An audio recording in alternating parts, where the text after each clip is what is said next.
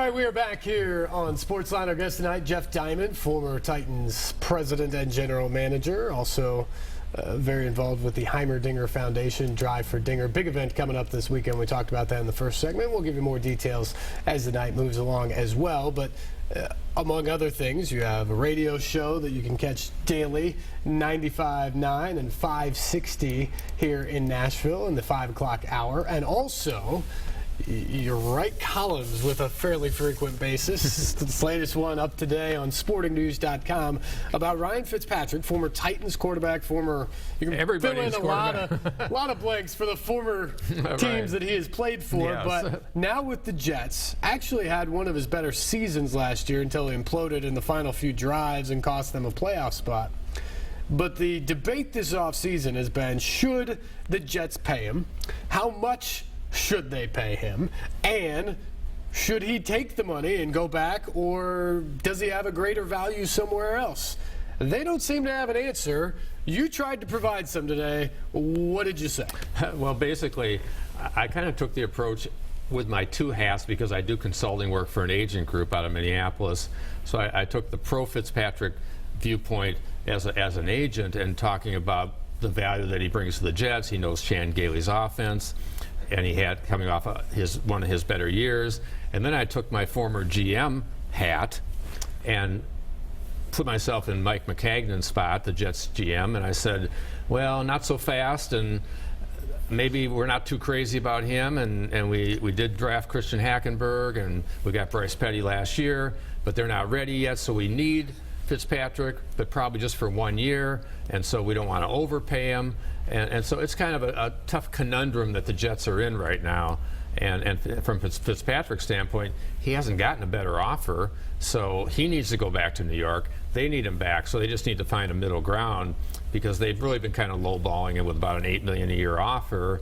And the other thing I wrote about was, hey, if Sam Bradford's worth $18 million a year, and if Jay Cutler's worth $18 million a year for the kind of production those guys are giving teams, and Brock Osweiler gets $18 million a year to go to Houston with 7 career starts, well, then maybe Fitzpatrick's worth more than $8 million a year. Maybe they'll probably settle around 12 or so. Quarterbacks are very expensive in the NFL these days. What would your offer be now if you were in that GM position there? I would probably offer him, I'd try to get him for a 1-year deal for about $12 million and maybe add a bunch of incentives. So if he took the Jets to the Super Bowl, which I don't think he's capable of doing. I'm not a big Fitzpatrick fan. We saw him here. I just think he thinks his arm is better than it is and makes costly mistakes, as we saw in the final game against Buffalo. He threw 3 interceptions in the fourth quarter but had a decent year until that point, and the Jets were 10-6 in Todd Bowles' first year. So I think he's still their best answer for this year, but I don't think he's the kind of quarterback that's going to take them the distance. And so I just try to do a short deal, 1 or 2 year deal, keep the signing bonus low so you don't have a lot of dead money later, and try to get him signed for this year. What's always been interesting to me about Fitzpatrick is here's a guy that went to Harvard. We hear that every game he ever plays. Right. So he's got to be a pretty smart guy. He understands the board work and all those sort of things, but yet he does some of the dumbest things on the football field. Is that just him falling in love with that arm, or what is that?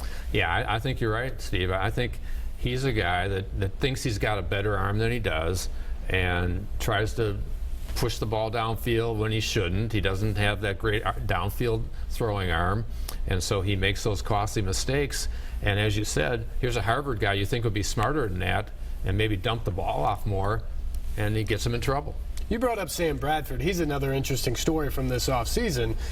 What do you think about the way, especially because you've seen it from both sides, the way that played out? Obviously, Philadelphia's essentially cleaning house, but they pretty much said, you're our guy, gave him money, but then they go out and draft a quarterback as well, which I can understand how it would frustrate a guy.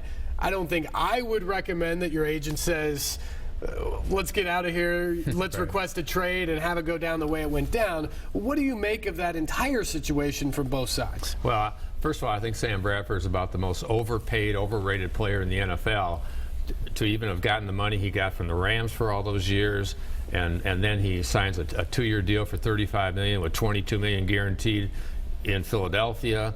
Then they bring in a backup quarterback for Chase Daniel for $7 million a year, and then they go ahead and make the trade anyway. I think Howie Roseman's lost his mind, the GM there, to make these kind of moves on these quarterbacks, and then end up getting Carson Wentz, who's going to be the starter by next year anyway. So it's like they have a bad fantasy team, yeah, exactly. loading up on quarterbacks. Yeah. So for Sam Bradford, he just needs to shut up and play, because he's lucky he's got the deal that he got.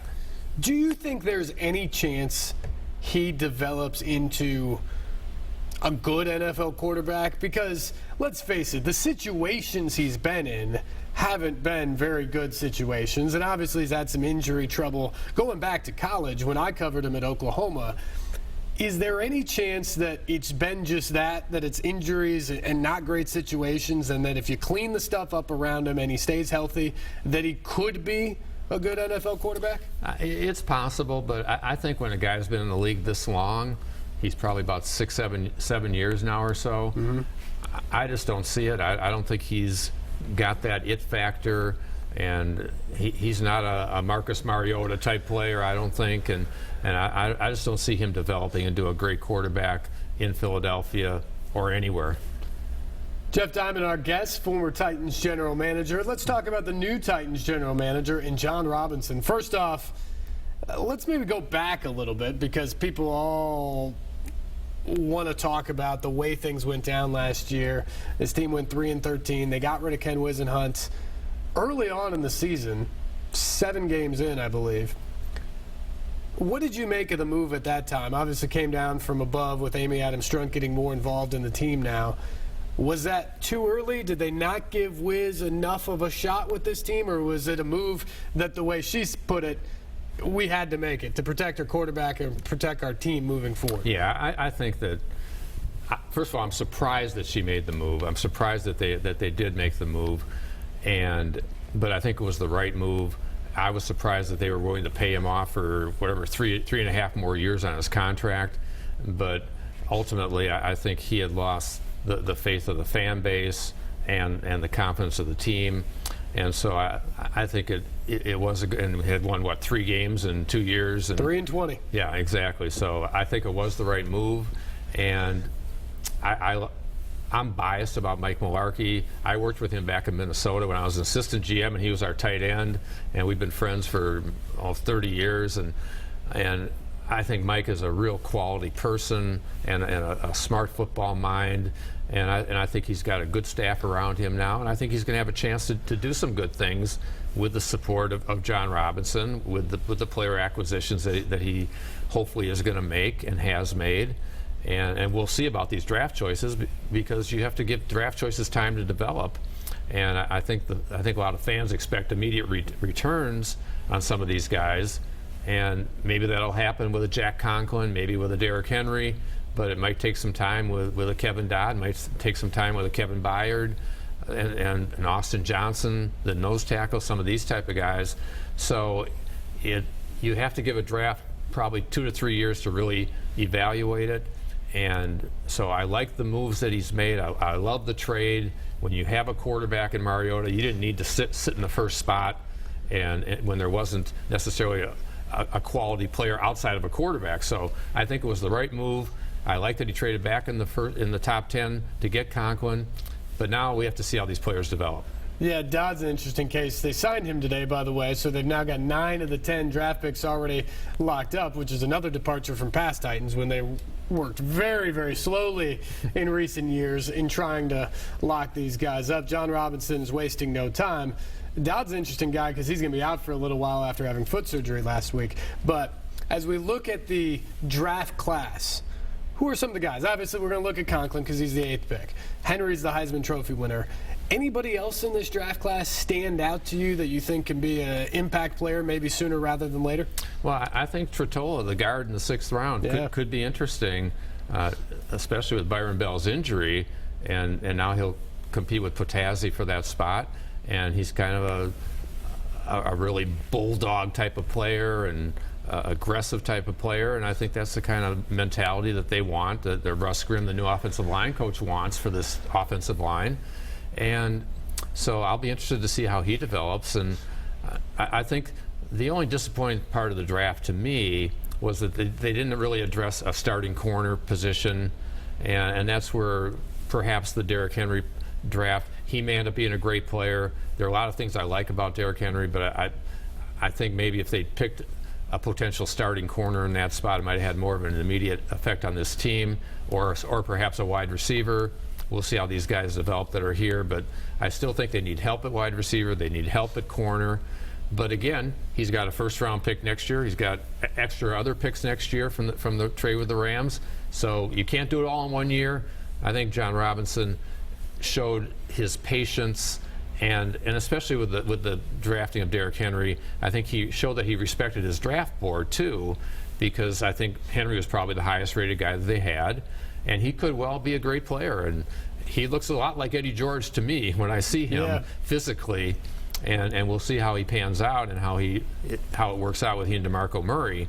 But there are a lot of things I like about this draft, and a lot of the players I like, but some of them are going to take some time, such as Byard, for example. You hit a couple positions there that I want to get to. Let's start with cornerback, where you said you would like to have seen them do something to try to get an impact player there.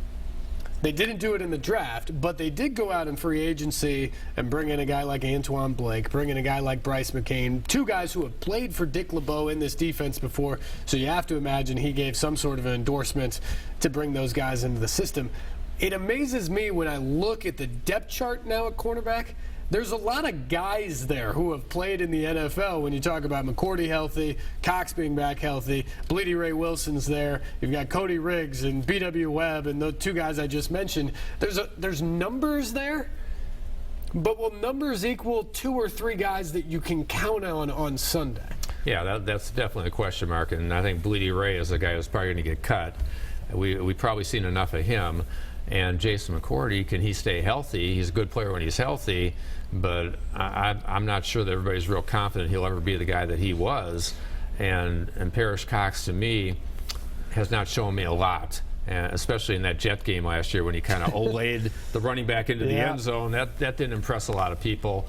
And so, yeah, they've got a lot of numbers at corner, but I don't see a lot of quality at corner, and I think that's a big concern. Now, if you got a great pass rush, you can get by with it. But we'll see. Maybe Kevin Dodd can add to the pass rush with the other guys coming back. I don't know. But I still think the secondary is a definite weak spot for this team. And when you talk about wide receiver, on the other side of the ball, they have some guys there that I think, at least in the past, you had hopes for. I mean, Kendall Wright came on like gangbusters in his first couple years, but really seemed to struggle in the Wisenhunt offense. You've got Justin Hunter, who they traded up to get at the top of the second round, who has not, at least to this point, lived up to that. He's been hurt at the end of the last 2 seasons. Dorial Green-Beckham, I'm not sure if we know what we have in him. Harry Douglas probably didn't live up to the signing that they had in him 2 off seasons ago. What do they have at wide receiver right now, Jeff? Yeah, I think they got a lot of okay, not great. And I think in this quarterback-driven, passing-driven NFL, you've got to have some impact receivers. Yep. DGB looks like he could possibly be the guy. We'll see. But does he know what he's doing out there yet? I'm not sure about that. And I always liked Kendall Wright, but yeah, something was weird last year, whether it was the offense or whatever. And hopefully with Mike Mularkey simplifying the offense a little bit, that might help. And because I still think he's a good slot type receiver, but I just don't see impact players at wide receiver or in the secondary for the Titans, and those skill position players are so important in this nowadays in this quarterback driven league. And when you look at the AFC South, Steve, I think it's going to be a much better division this year. Yeah. And you look at how Jacksonville stockpiled draft choices, and Blake Bortles is coming on. They've got some receivers, and they've made some big signings in free agency. The Texans with Osweiler, that's still a question mark, but I think it's an improvement over what they had. And of course, Indianapolis Colts with Andrew Luck coming back, and then they draft Ryan Kelly to help solidify the offensive line. I think the Colts are going to be back in contention again too. So it could be a division where maybe even 9-7 wins the division, because it could be very balanced throughout. But I'm not sure the Titans are quite there yet at those couple positions unless Marcus Mariota has an amazing sophomore season, which he potentially could, because I really like Marcus Mariota. Let's talk about Mariota. Let's talk about this offense. We'll do that after the break. I want to dive in more to the AFC South because I think some people believe that the AFC South is the most improved division based off of how they all drafted last month. Jeff Diamond is our guest tonight. We'll get back to more football discussion right after this. Don't forget, phone lines are open. 737-7767 is the number. Join in on our conversation. We've got lines open for you. This is SportsLine on News Channel 5+.